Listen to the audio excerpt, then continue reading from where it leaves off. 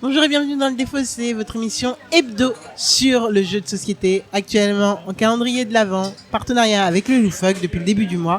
On est toujours ravis d'être ici. Donc depuis le début du mois, avec mon très cher Zef. Salut. On est ici au Loufoque pour un jour, un jeu. Et chaque membre du Loufoque y passe. Là, on accueille en dernier, mais pas des moindres, en dernier en ordre d'apparition, ma chère Sam. Yes, bonjour. Ah putain, il nous a fait un petit coup de micro comme ça. Le déhanché de la tête, vous savez. Ah là et là. hop là. Ça va Sam? Depuis un an? Oui, et vous? Ouais. Tu viens nous parler de quoi? Je vais vous parler de capital, avec un K. Donc on va parler de thunes. On va parler de thunes, on va parler de classe sociale, on va parler de dominant-dominé, on va parler de choses d'actualité. Ah bah, tu nous vends de l'ambiance là. Carrément. Après Londres et la pauvreté. Zéphiriel est toujours trop maître. Et bon alors raconte-nous de quoi ça parle. Alors, de quoi ça parle? Ça parle ça parle de classe sociale. Donc c'est un jeu de loi. Eh bien, vous avez 82 cases pour le nombre d'années de comment dire. Tu vois, j'ai déjà perdu. Non, t'as pas perdu, on n'a pas commencé à jouer, Sam. Tout va bien se passer. Ok. 80 ans, parce que c'est la moyenne de vie des gens en France. Oh mon Dieu, mais on parle de trucs gays, ok? Voilà. Et ensuite, il va y avoir des dominés, des dominants. Donc, des dominants, des gens qui viennent de classes plus aisées, c'est ça, supérieures. Je vais pas faire de traduction, parce que le jeu explique super bien, vu qu'il est fait aussi par des sociologues.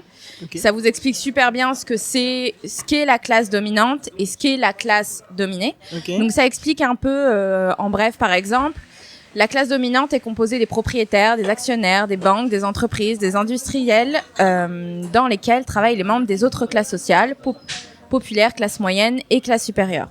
Okay, donc dedans, vous allez avoir plein de références en fait pour l'attribution, tout ce qui est rôle, dominant et dominé.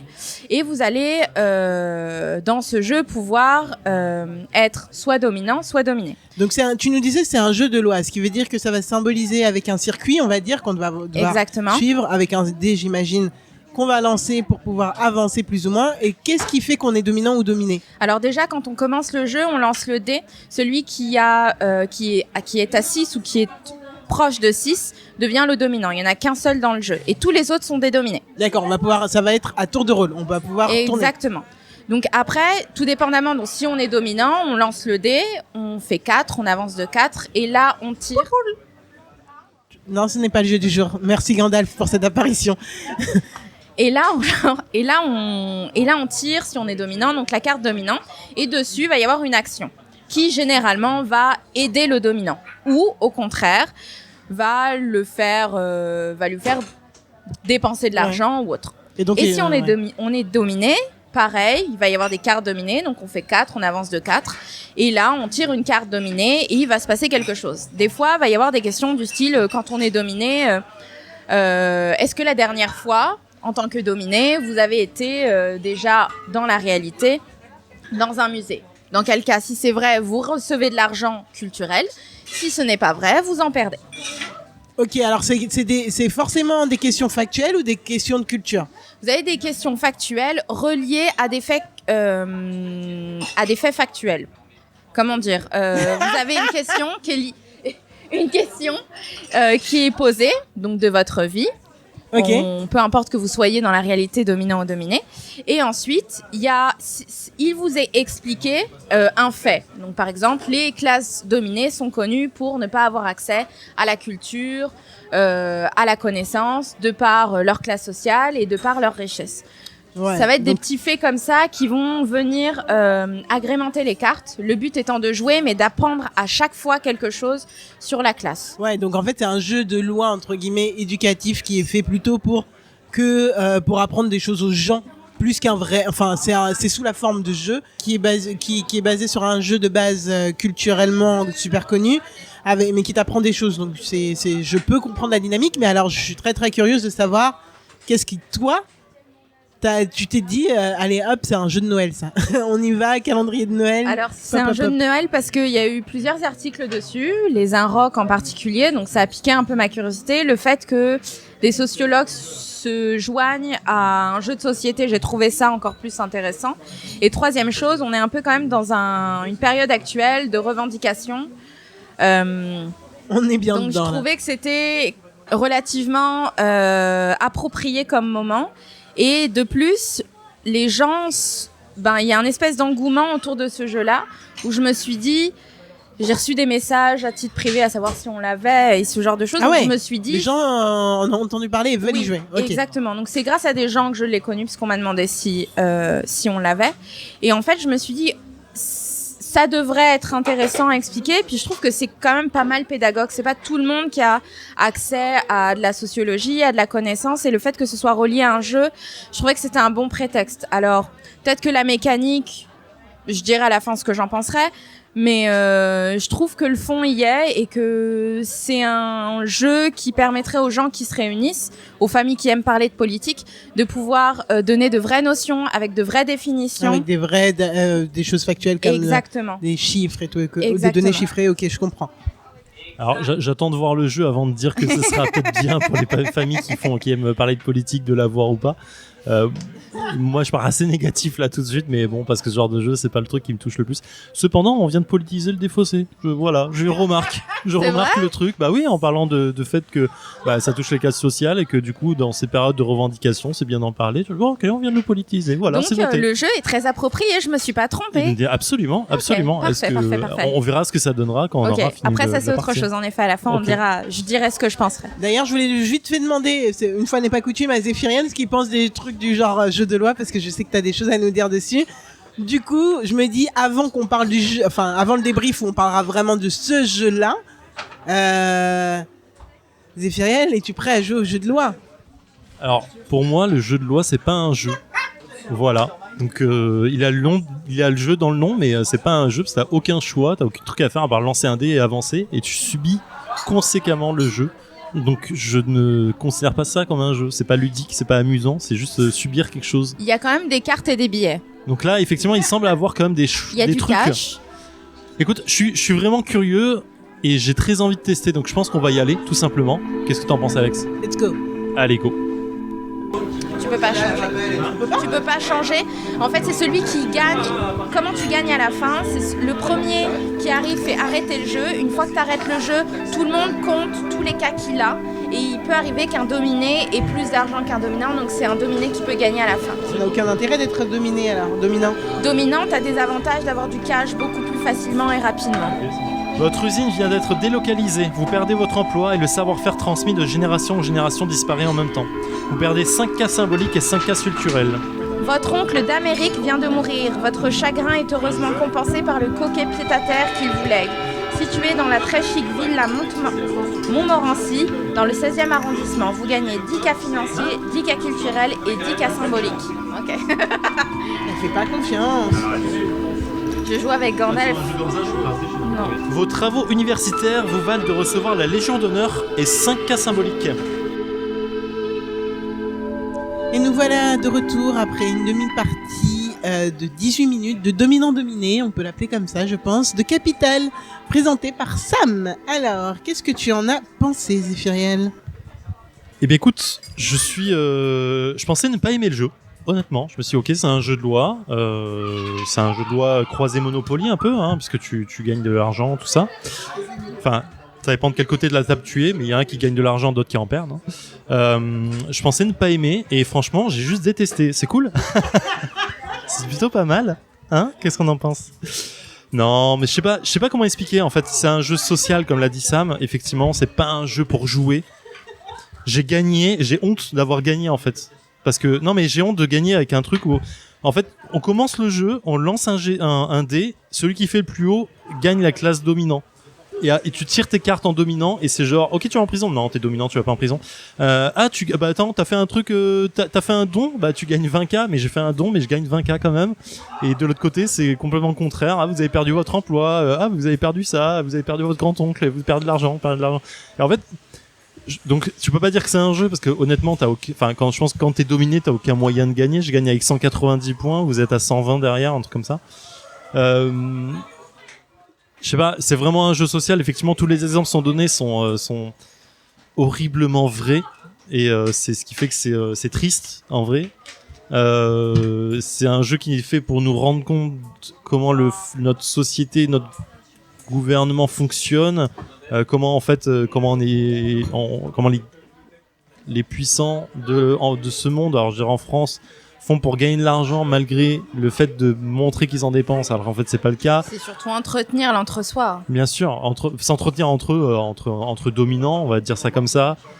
Comment la défiscalisation fonctionne, comment le don aux œuvres de charité fonctionne vraiment, comment on fait la différenciation entre le financier, le symbolique, le social et le culturel, et comment investir dans des œuvres d'art en fait te fait gagner de l'argent parce que c'est pas pris en compte pour les impôts et les raisons. Oui, ok, d'accord, je vois complètement le truc. C'est pas vraiment fun en termes de jeu, on s'amuse pas vraiment, clairement. Donc j'ai pas un avis extrêmement brillant. Le jeu est intéressant pour ce qu'il apporte, mais c'est pas vraiment le fait de jouer qui est intéressant dans ce jeu, quoi. Alors j'ai plein de choses à dire et j'espère que je vais arriver à structurer ma pensée assez pour avoir un truc intelligible à dire. Je pense que clairement le jeu de société en France, en tout cas, je ne sais pas comment c'est dans les autres pays, mais c'est un truc qui se démocratise tellement de plus en plus qu'il y a moyen d'avoir une certaine égalité devant le jeu de société qui fait qu'en fait toutes les classes socio-culturelles peuvent y avoir accès et peuvent y trouver un intérêt et avoir plus ou moins être plus ou moins bon dedans. Et en fait Capital, et que j'ai vraiment du mal à appeler un jeu de société pour le coup là, maintenant vraiment, remet le fait le nez dans la merde. c'est un jeu qui te dit, bah écoute, ouais, c'est là en plus comme tu le disais, hein, Sam, je pense que très justement tu disais qu'il y avait, qu'on était dans un moment où les classes se rebellent un peu, où il y a une colère sociale qui gronde et tout. Et je pense que le jeu de société est un moyen justement de s'évader, d'aller voir autre chose, de se contenter, de s'amuser. Et Capital, en fait, c'est ah ouais, t'as trouvé un moyen de t'évader et tout. Bah attends, moi je te fais la même chose, sauf que tu vas pas t'amuser et tu vas te rappeler comment c'est la merde, tu vois. Et en fait, le truc qui aurait été génial, c'est que, enfin, parce que tu l'as dit au tout début aussi, Sam, il y a des questions et on peut y répondre et savoir et apprendre des choses. Ok. Sauf que là, en fait, moi, je crois que je suis la seule à être tombée sur des questions déjà. Et les questions, c'était des trucs du genre, t'arrives pas à nommer tes 8 arrière-grands-parents ? Ah bah, c'est pas grave, t'auras pas les gains pour gagner la partie. Bah, ok, mais enfin, je sais pas, apprends-moi des choses. La seule question, je crois, à un moment qui m'apprenait un truc, c'était aussi un truc pas très funky, du genre. Est-ce que plus t'es riche, plus t'as des droits, ou alors plus t'es riche, plus ça entraîne du ruissellement, un truc à choix multiples. Et ça t'apprenait un truc à la fin, mais c'est la seule question qu'on a eue qui apprenait quelque chose à la fin, dans le genre, est-ce que t'as eu la bonne réponse ? Et le fait que t'aies une bonne réponse et une bonne culture pouvait t'amener des thunes. C'est le seul moment. Et du coup, je trouve ça, ouais, ça t'éduque, mais ça t'éduque à la dépression, quoi, au coup, en mode, le monde c'est de la merde et ça va rester la merde et franchement tu crois pouvoir t'en sortir ? Bah non, parce qu'en fait les seuls qui peuvent s'en sortir c'est ceux qui ont des thunes, tu vois, c'est chaud. Enfin je veux dire moi je trouve ça vraiment, enfin en fait je t'avouerai que je vois même pas l'intérêt du jeu parce qu'il t'apprend. Zéphiriel a l'air, je ne sais pas, on va lui redemander son avis, mais parce qu'en fait, là où il pourrait t'apprendre là où culturellement il pourrait t'apporter des choses, bah non, en fait, il passe tellement du temps à te rabattre que ça marche pas. Et pour le coup, j'ai vu, en fait, pour la première fois, je suis retournée du côté de mon enfance avec les jeux de loi, du coup, que j'adorais quand j'étais petite, et je comprends ce que Zef dit quand il dit que c'est pas des jeux. Donc voilà, là c'était double peine. Voilà. Alors, tu apprends quand même des trucs. Enfin, sur les cartes dominantes, tu apprends des trucs malgré tout. Tu apprends que effectivement, la construction, financer la construction d'un truc sur un terrain public, ça t'amène 60% de défiscalisation. Donc du coup, si je dépense 100, bah je regagne 60 derrière. Donc en vrai, ça apporte des trucs. Mais je comprends ce que tu veux dire sur le fait que ce soit assez terrible en fait en termes de jeu.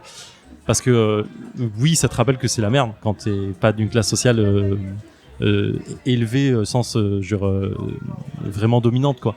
Maintenant, il fait ce que le Monopoly a voulu faire à la base. Je rappelle que le Monopoly, quand il est sorti, il voulait dénoncer le capitalisme et il était fait que pour ça. Il était fait pour dire, vous voyez, vous allez jouer à un jeu qui vous fait acheter et vous faire, c'est celui qui a plus d'argent qui gagne. Et ça, c'est le capitalisme. Et ça, c'est pas bien. Et en vrai, il est devenu le virus de ce qu'il voulait combattre. Tu vois, il est devenu finalement le personne qui sort du Monopoly et multimillionnaire maintenant, et il sort, on en voit encore à foison. Et c'est pour le monde du jeu de société, à mon sens, enfin une maladie, le Monopoly qui s'accapare toutes les licences et qui fait n'importe quoi. Donc, du coup, c'est ça que ça rappelle. Et donc, Coup Capital appelle ça en fait, en mode, on dénonce vraiment ce qu'est le gouvernement, les classes sociales aujourd'hui, comment ça fonctionne. J'entends complètement ce que tu veux dire, mais en fait, je suis tellement pas d'accord. Autant le Monopoly, en effet, dénonce le capitalisme, peut-être, hein, franchement, sur le fond, mais un enfant va pas se rendre compte. Un enfant, tu lui donnes Capital comme jeu, il va se rendre compte que c'est la merde pour lui et que ça le sera toute sa vie. Et du coup, dans ce truc-là, tu vois, le principe de Monopoly est repris par Crysis, et on s'est amusé sur Crysis. Et pourtant, le texto, hein, parce que c'est moi qui prépare les réseaux sociaux, donc je sais que texto, dans la présentation du jeu, il y a marqué vous êtes juste des gens véreux qui profitaient de la crise pour essayer de vous enrichir. C'est exactement ça, tu vois. Donc, ce qu'on reproche au Monopoly, on peut le reprocher à une flopée d'autres jeux. Mais tu le sens pas, tu t'amuses, t'es là pour t'amuser. C'est comme, je sais pas, n'importe quel autre jeu Endeavor qui te fait rouler sur l'esclavage pour pouvoir te développer, tu vois. Enfin, je veux dire, il y a plein de trucs qui sont pas cool et qui sont mis dans les jeux, les colonisations et compagnie. Mais bon, c'est pas le terme, c'est pas le propos. Mais voilà. Mais là, Capital. Je veux savoir ce que c'est la première fois que tu y jouais ou pas, ça? Non, moi c'est la deuxième fois. La première, je m'attendais à jouer à un jeu un peu comme Sbire. C'est-à-dire où il y a des dominants, des dominés, puis qu'il y a des personnages qu'on vient piocher et on se permet de piocher des personnages qui sont dominants si on est dominant et dominés quand ils sont dominés. Et on se fait des coups de crasse. Moi, je m'attendais à ça, plutôt quelque chose de plutôt fun. En effet, en y jouant, tu te dis qu'en effet, t'es à certaines places, donc t'es à la place des dominés, donc c'est comme ça que le jeu te le traduit quand tu joues à ça. Alors peut-être que d'autres gens qui sont dans la réalité des dominants vont y jouer et vont y prendre un malin plaisir et vont donner d'autres noms à ceux qui sont dominés, peu importe. Moi, ce que j'ai trouvé intéressant, même si la mécanique ne me plaît pas parce que j'aime pas le jeu de loi, donc j'ai pas quand même osé le dire, mais je trouve que c'est très noble d'avoir réussi à dire on va faire un jeu, on va y mettre des gens qui s'y connaissent là-dedans, des sociologues, et on veut que ce soit accessible à des jeunes. Pourquoi ? Parce que je me rends compte que même moi, en tant que... Bon, je suis pas jeune maintenant, j'ai 30 ans, mais il y a peu de gens qui connaissent les mécanismes sociaux quand ils n'ont pas fait un bac ES ou quand la sociologie les intéresse pas. Par mes études, j'ai dû en faire de la sociologie. Pour passer mon bac ES, j'en ai fait, même si c'était une spécialité un peu plus mathématique. J'étais quand même touchée à ça et j'ai dû lire et analyser un certain nombre de choses. Aujourd'hui, dans notre société, des gens qui ont mon âge et qui sont parents maintenant ne connaissent pas vraiment. Ils disent, il y en a qui sont riches, il y en a qui sont pauvres. Oh, t'habites dans le centre-ville, c'est que t'es riche et t'es aisé. Non, c'est pas ça que ça veut dire. Tu vis à tel endroit où t'as telle connaissance, c'est parce que t'es riche. Il y a une certaine forme de richesse qu'on pourra jamais avoir. Moi, je connais pas mes 8 arrière-grands-parents, mais il y a d'autres richesses sur lesquelles on peut se bâtir qui sont de l'ordre culturel, malgré le fait qu'on soit dominé. Et je pense que... Mais ce jeu ne les met pas en avant. Le jeu, du moins pour la partie qu'on a faite, on n'a pas regardé toutes les cartes. Non, après, je veux pas non plus trop aller là-dedans, mais c'est vrai que ce jeu, à l'heure actuelle, ne montre pas qu'il y a des possibilités de s'en sortir, même si tu reçois 5 cas par-ci, 5 cas par-là, parce que oui, mais je pense que je sais pas vraiment pour qui ça a été fait. Enfin, c'est à partir de 12 ans, je sais pas pour qui ça a été fait. Est-ce que c'est pour les 12 ans à 99 ans ou est-ce que c'est pour les 10 ans à je sais pas, 30 ans? Le but étant de savoir qu'est-ce qu'on doit en tirer derrière. Est-ce que c'est juste connaître la réalité? Ou est-ce que c'est juste... En tout cas, c'est pas un jeu pour s'amuser. Mais non, clairement pas. Est-ce que c'est juste connaître la réalité et en prendre conscience? Ou est-ce que c'est juste comprendre qu'il y a des mécanismes qu'on peut adopter pour fonctionner un peu comme les dominants? L'histoire des cas symboliques, des cas culturels, Bon, Je pense pas que ce soit un c'est truc- pas que lié à l'argent, le fait d'être dominant. C'est ça aussi qu'il faut entendre. Ouais, il y a un peu de ça. En fait, je pense que, enfin, on va faire juste un rappel. C'est un jeu de Monique et Michel Pinson-Charlot, illustré par Étienne Lécroire. C'est un jeu pour, comme tu le disais, 40-60 minutes, 2 à 5 joueurs pour des 12 ans et plus. Dessus, il y a marqué mieux qu'un jeu de société, le premier jeu de sociologie critique. Donc, c'est vraiment le fait de se dire, apprenons un peu comment ça fonctionne, comment fonctionne le monde. En jouant, en s'amusant, alors avec des gros guillemets. Je pense qu'on va arrêter le côté sociologie là-dessus Ouais. et le truc parce qu'on en a beaucoup discuté et on arrive un peu en truc. C'est édité par un truc qui s'appelle La Ville brûle. Donc tu vois, il y a marqué La Ville brûle là et c'est eux qui éditent ça. Donc je pense qu'il y a ce côté effectivement volonté de faire connaître aux gens comment ça fonctionne et malgré tout, comment la cassure qu'il y a entre les classes, c'est que bah oui, t'as dominant dominé et que voilà, que si tu veux partir de la classe dominée, ce sera dur quoi qu'il arrive et c'est comme ça, point. En fait, tu peux rien changer dans ta vie pour y arriver. Donc très peu en tout cas. Donc voilà, Alex, je te laisse la dernière. Petit point, parce que là on a parlé vraiment de la thématique beaucoup, énormément, et du fait que c'est un jeu de loi. Petit point, un gros autre bémol, c'est quand même ces super petites figurines qui ne sont pas pareilles d'un endroit ou d'un autre. Donc pour essayer de savoir qui est la personne que tu essayes de bouger, c'est pas terrible.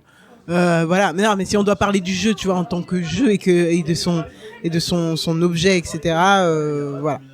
C'est le seul truc que je peux dire parce que le reste c'était une piste de jeu de loi, hein, clairement. J'aurais aimé, ou peut-être que ce serait bien pour la prochaine fois, ou je sais pas s'ils pensent à d'autres choses. J'ai cru entendre qu'ils allaient faire des extensions. Par contre, ce serait bien qu'ils essayent ça avec un jeu équivalent à Sbire. Moi, c'est juste le seul jeu que je connais qui me fait penser à ça. Je pense que ça aurait été super génial de se permettre de pouvoir vraiment lancer des crasses ou pas et d'avoir une mécanisme où on a un peu plus la main sur le jeu que juste subir. Je pense que ça va à l'encontre de ce qu'ils voulaient faire si tu fais ça. Parce que ça veut dire en fait qu'en tant que dominé, t'as pas la main du tout pour changer les cartes en fait. Donc c'est l'idée de ça en fait. Ouais, mais je vois ce que tu veux dire. Je vois ce que tu veux dire. Parce qu'en réalité, si tu... Ok, écoute, on est voilà, hein, on finit, on est sur la fin du calendrier, on est sur une bonne ambiance, j'ai envie de dire. C'est toujours agréable. Merci Si Sam. vous aussi, vous subissez les grèves de la RATP.